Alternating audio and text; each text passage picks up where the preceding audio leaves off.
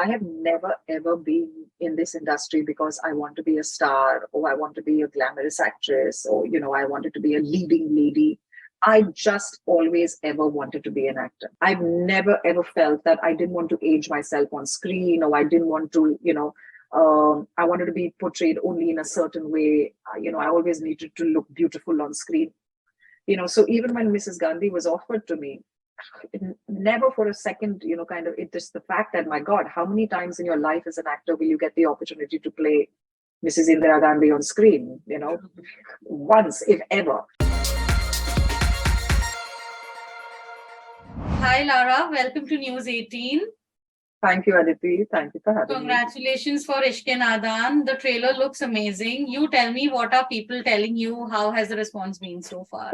Well, I think the number one takeaway that's coming back since the trailer has been released is that people are just happy that it's looking like an uncomplicated, just a sweet, heartwarming, love story between three different couples at three different stages in their lives. True. And I think that is primarily one of the things that kind of drew me to this film and this script as well. It's just that in a sea of content that we're constantly bombarded with now on OTT channels, which are, gritty and dark and hard-hitting and thrillers and, things that want to make some very sort of loud statement.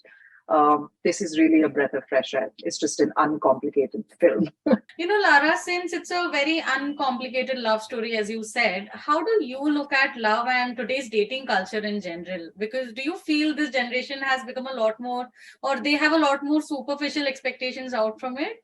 No, I wouldn't blame just specifically today's generation. I just feel that in general, we've had a very sort of a rose-tinted version of love that's been portrayed on our screens for too long a period of time, So I guess people have bought into this whole idea, where everyone asks me, so is this film about love conquers all? And no, it certainly is not, because I don't think that holds true. As you get older in life, you kind of realize that.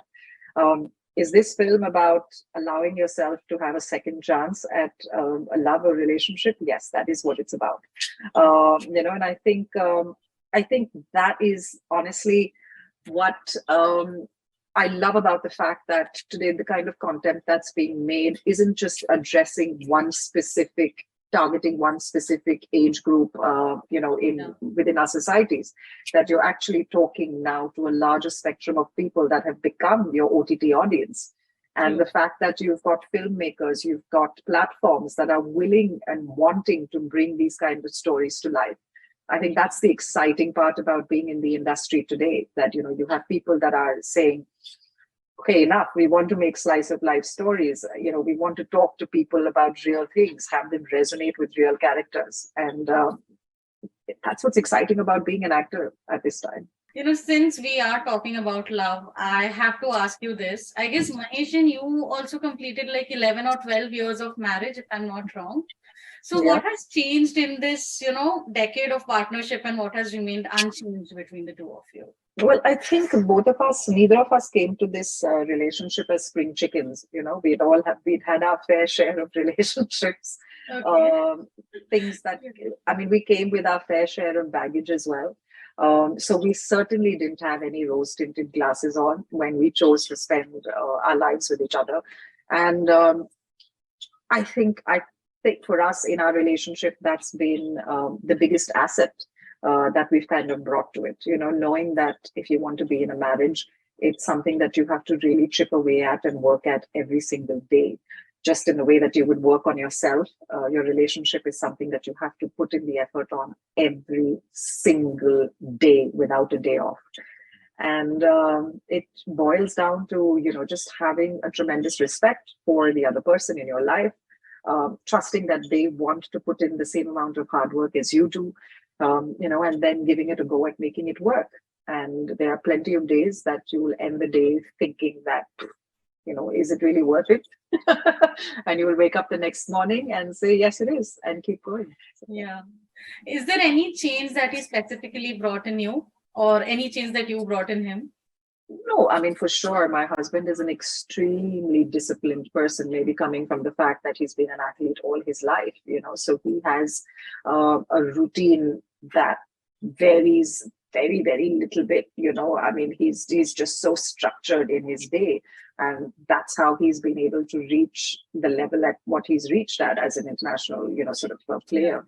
And I don't think that, I mean, for me, coming from a services background, yes, I did have certain amount of discipline in my life, but I think my husband has brought that commitment, sort of to self tremendously in my life. So we have, both of us are very private people, we have a very, very small intrinsic circle around us. Yeah.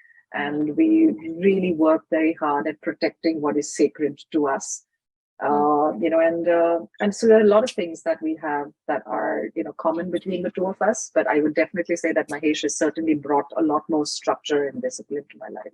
All right. This is a very good way of putting it. Lara, with time, you've made a significant change. You've made a significant mark of yourself in the industry with such varied and path-breaking roles. So now, as an actor, are you choosing and rejecting a lot of things coming your way to maintain that individuality? I do reject more than I say yes to. But I think that's normal. I think you're trying to sift through things. I mean, I've been in the industry, I've just finished 20 years. So there's a lot of things that you've done, a lot of things that you've read and seen. There's a lot of clarity in, what I want to do, the things that excite me. And I'm not just an actor, I'm also an entrepreneur, I'm a producer, I'm a mom. So it's balancing, it's finding a balance between all these different aspects of your life. Yeah. And if I have to take away time to sort of really commit myself to a project for an X amount of days, I'm taking away that time from all of those different aspects. So it has to be something that's truly either, superly challenging and enjoyable for me to do on screen, or it has to be something that I haven't done before, and therefore, or it's somebody that I haven't worked with earlier, and I'm really excited about working with. So there are various different factors, but it sort of all has to kind of align on certain projects for me to be able to step in on that. Do you also keep your daughter in mind while choosing a project? I mean, when Sarah grows up, Always. she's gonna watch No, something. is she? I've raised my daughter to be, I hope I've raised my daughter to be somebody who is non-judgmental and is not overly protected. I want her to understand and realize that that real life is not just always straight and narrow. And people come in all kinds of shades and colors and shapes and sizes, and it's not one size fits all. Yeah. So I know I don't believe in doing characters that are going to protect her from, just not seeing me in a different light. I spent the first 5 years of her life entirely dedicated to her, which is a sabbatical that I very consciously took. And today I've raised a wonderful young lady who I share an incredible relationship with. So she knows exactly who her mother is. So when she sees me on screen, I like sometimes shocking my own daughter as well.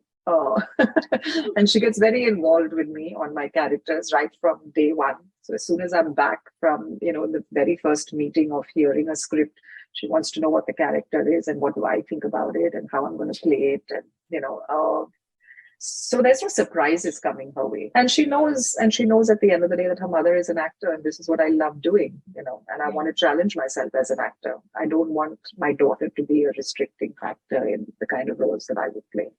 Do you think roles written for women get a lot generalized after they reach a certain age? No, I actually don't think so. And I think I've been fortunate enough to play some of those women on screen. I mean, in 100, I played Soumya Shukla, who was unapologetically ambitious. She trodden, on quite a few men in her path.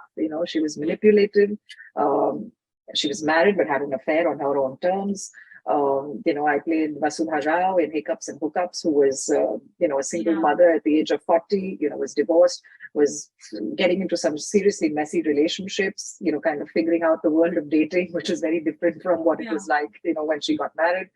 I'm playing Ramona in Ishq-E-Nadaan, who is a very sort of career-driven woman who's sort of had to give up quite a lot in her life to get to where she's at. And I know a lot of women in my life who are like that. But are you still willing to put yourself out there?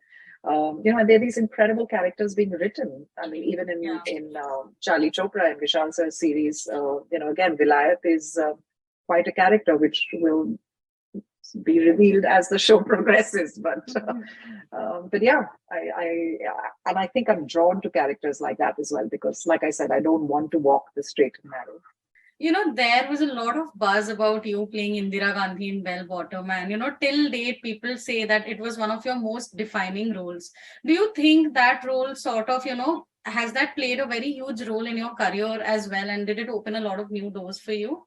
I think, so for me, to be honest, Aditi, I've always been a sort of an actor. I have never, ever been in this industry because I want to be a star or I want to be a glamorous actress or, I wanted to be a leading lady. I just always ever wanted to be an actor.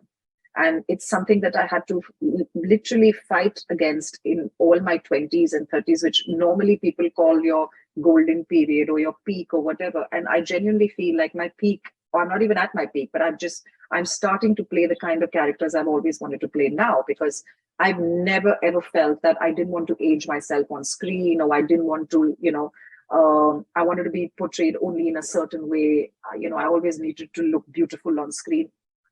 So even when Mrs. Gandhi was offered to me, never for a second, it just the fact that, my God, how many times in your life as an actor will you get the opportunity to play Mrs. Indira Gandhi on screen, once, if ever, so it's, the fact for me, more than the pulling that off, it was just that it broke that mold finally in filmmakers' minds where you were like, okay, we need to see her only since she's a former Miss Universe, only in an X sort of a way.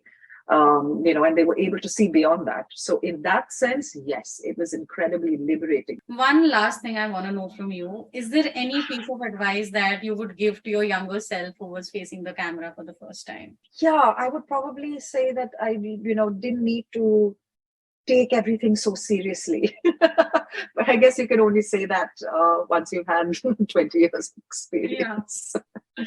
Well, that's a very relevant piece of advice because we are all pretty hard on us. Yes. Yeah. All right. Thank you so much, Lara, for Great. doing this with me. I had Thanks. a great time chatting with you, and all the best for Ishq-E-Nadaan. And I cannot wait to see you take on more different kind of roles and grace yourself on screen. Thank you so much. Bye-bye.